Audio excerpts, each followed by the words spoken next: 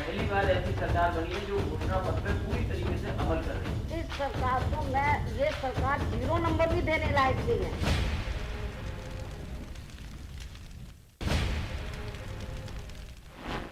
मायावती को सत्ता से बेदखल करने के बाद जब लामाटीरियर ग्राउंड में अखिलेश ने शपथ ली तो उनके समर्थकों की खुशी का कोई ठिकाना नहीं रहा। इस दौरान भारी भीड़ उमड़ी। इस भीड़ को देखकर अखिलेश ने कहा कि ये सत्ता परिवर्तन का सैलाब है, लेकिन इस कार्यक्रम के दौरान उनके समर्थकों ने जमकर उत्पात भी मचाया, जिसकी वजह से सरकार को पहले दिन ही सोचने पर मजबूर होना पड़ा।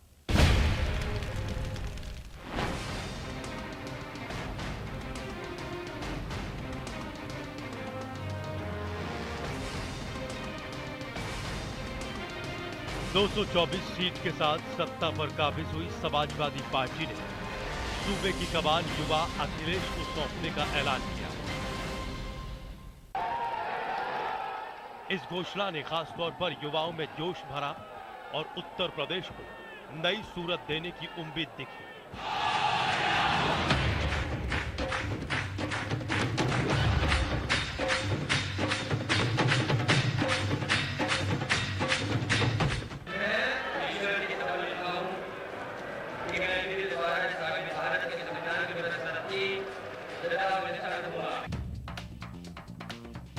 लॉ मार्टिनियर ग्राउंड पर अखिलेश का शपथ ग्रहण समारोह हुआ। माया के शपथ ग्रहण से उलट मैदान में भारी भीड़ दिखी। इस भीड़ को संभालने में खुद अखिलेश यादव को बड़ी मशक्कत करनी पड़ी। इसके बाद 19 कैबिनेट, 24 राज्य मंत्री और 4 राज्य मंत्रियों को स्वतंत्र प्रभार की शपथ दिलाई गई। इसमें आजम खान, शिवपाल यादव, अंबिका चौधरी, अहमद हसन जैसे तजुर्बेकार शामिल किए गए तो पहली बार चुनाव जीतकर आए अभिषेक मिश्रा को भी जगह दी गई। ईश्वर की शपथ लेता हूँ कि मैं मेरे द्वारा स्थापित भारत के संविधान के प्रति सच्ची श्रद्धा और निष्ठा रखूंगा। मैं भारत की प्रभुता और अखंडता अक्षुण्ण रहूंगा। मैं उत्तर प्रदेश राज्य के मुख्यमंत्री के रूप में अपने कर्तव्यों का श्रद्धापूर्ण और शुद्ध अंतःकरण से निर्वहन करूंगा। हमेशा से सुर्खियों में रहने वाले आजम के साथ पहले ही दिन विवाद जुड़ गया। उन्होंने पूरी शपथ नहीं ली, बाद में उन्हें दोबारा शपथ दिलानी पड़ी। अखिलेश ने उसी दिन कैबिनेट बुलाकर ताबड़तोड़ बड़े फैसले कर दिए। अखिलेश की सरकार के फैसले, बेरोजगारी भत्ते पर लगी मोहर, छात्र संघ की बहाली, मुस्लिम युवतियों को अनुदान, चौराहों पर लगेंगे सीसीटीवी कैमरे, माया सरकार के 2 महीनों के निर्णयों की समीक्षा। शपथ ग्रहण के बाद सबसे पहले जूनियर यादव ने माया के खास अफसरों को शंट कर दिया और पूरा पंचम तल बदल डाला। साथ ही सभी भर्तियों पर रोक लगा दी गई।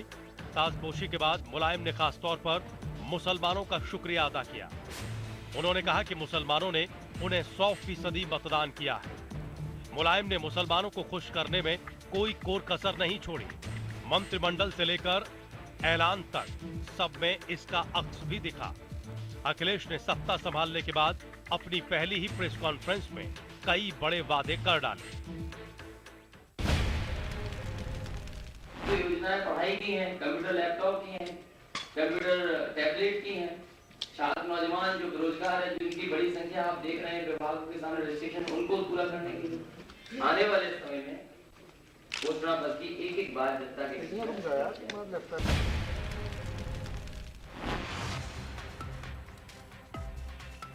शपथ को 24 घंटे बीत गए, लेकिन अखिलेश की सरकार में मंत्रियों के विभागों पर सस्पेंस चलता रहा।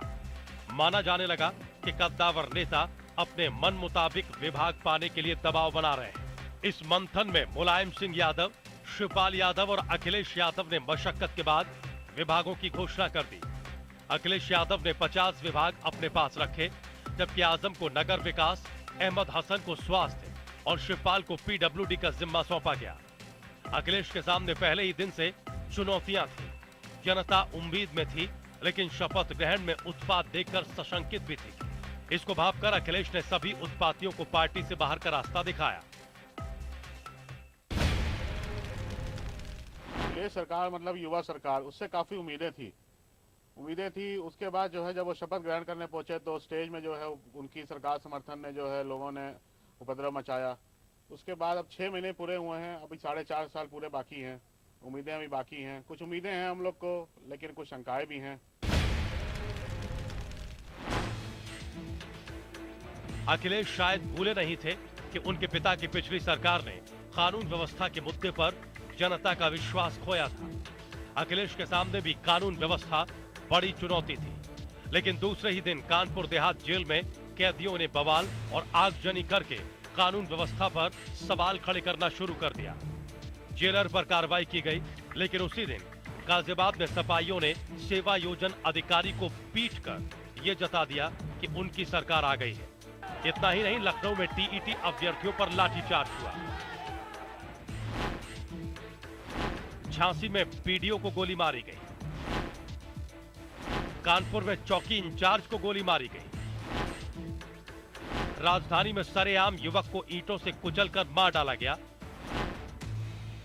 देवरिया में 3 दिन तक होता रहा एक छात्रा से गैंग रेप।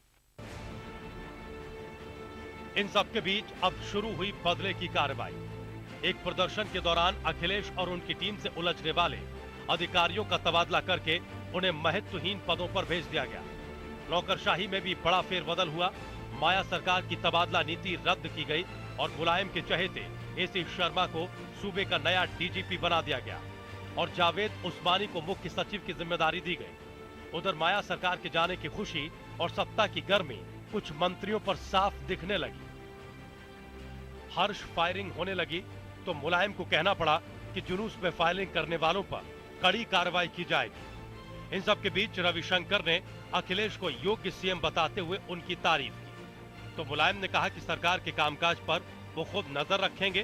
तो अखिलेश की सरकार ने बेरोजगारी भत्ते और लैपटॉप बांटने समेत कई बड़े फैसले किए। तमाम ऐलान के बाद अखिलेश यादव सरकार ने पूरे घर के बदल डालूंगा की तर्ज पर तबादले शुरू कर दिए। सबसे पहले 50 से ज्यादा आईपीएस अधिकारियों के तबादले, साथ ही आधे सूबे के डीएम बदल दिए गए और माया सरकार के 14 खासम खास अधिकारियों को किनारे कर दिया गया। 22 दिन में ही तकरीबन 1000 तबादले कर दिए गए। अधिकारियों को निलंबित करने का भी दौर शुरू हुआ। जल्दबाजी में किए गए तबादलों का असर भी दिखा और कई तबादले तो महज कुछ घंटों में कर दिए गए।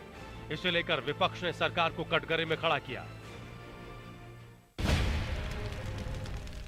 ये अभियंताओं को सस्पेंड करने का सिलसिला बड़े पैमाने पर उनसे मनचाही धन उगाही के लिए किया जा रहा है और यदि कहीं किसी प्रकार का घपला है भी तो विधिवत उस पर जांच करानी चाहिए। जांच के बाद यदि कहीं बात सही पाई जाती है तो कार्रवाई करनी चाहिए। कह करके सस्पेंड कर दिया और मनचाहे लोगों को सस्पेंड किया, जहां से बात बन गई वो बच गया। इसका मतलब है ये सरकार का वसूली अभियान चल रहा है। माया के उलट अखिलेश ने अपनी छवि बनाने के लिए दौरे भी शुरू किए। पहला दौरा लखीमपुर का, जहां आधा दर्जन इंजीनियर सस्पेंड किए गए और प्रमुख सचिव सिंचाई को भी हटना पड़ा। दूसरी तरफ माया सरकार के करीबियों पर भी सरकार की निगाह टेढ़ी होती रही। मौर्य और नसीमुद्दीन की सुरक्षा घटा दी गई और नसीमुद्दीन के खिलाफ होमगार्ड मंत्री ने जांच के आदेश दे दिए। सत्ता जाने के बाद पहले ही महीने में बीएसपी महासचिव पर और भी कई निशाने साधे गए, लेकिन बीएसपी ने उन्हें खारिज कर दिया। कहा कि ये सरकार के खिलाफ बोलने का नतीजा है। देखिए, ऐसा है कि उनके पास काम ही यही है। वर्तमान समय में उनका काम सिर्फ धमकाने का है और उसके पीछे मेरे हिसाब से 2 उद्देश्य हैं कि एक तो ये कि हमारे खिलाफ मत बोलो।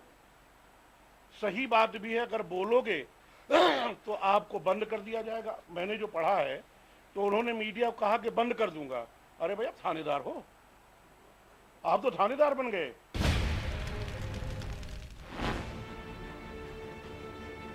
पहला महीना खत्म होते होते आजम ने अपने तेवर दिखाने शुरू कर दिए। आजम ने बुखारी के खिलाफ एक के बाद एक कई बयान दिए। इसकी वजह से सरकार और पार्टी दोनों के ही पेशानी पर बल आने लगे। मुलायम और बुखारी की मुलाकात सुर्खियों में रही। 11 अप्रैल को विधायकों ने शपथ ली तो 12 अप्रैल को अखिलेश ने विधान परिषद का पर्चा भरा और डिंपल समेत अपनी संपत्ति का खुलासा किया। सरकार ने पार्कों पर पैसा बहाने की जांच शुरू की। उधर माता प्रसाद को नया विधानसभा अध्यक्ष बनाया गया। इन सब सियासी कसरतों के बीच सूबे के युवा मुखिया ने 14 अप्रैल को प्रधानमंत्री से मुलाकात कर सूबे के लिए धन की मांग की।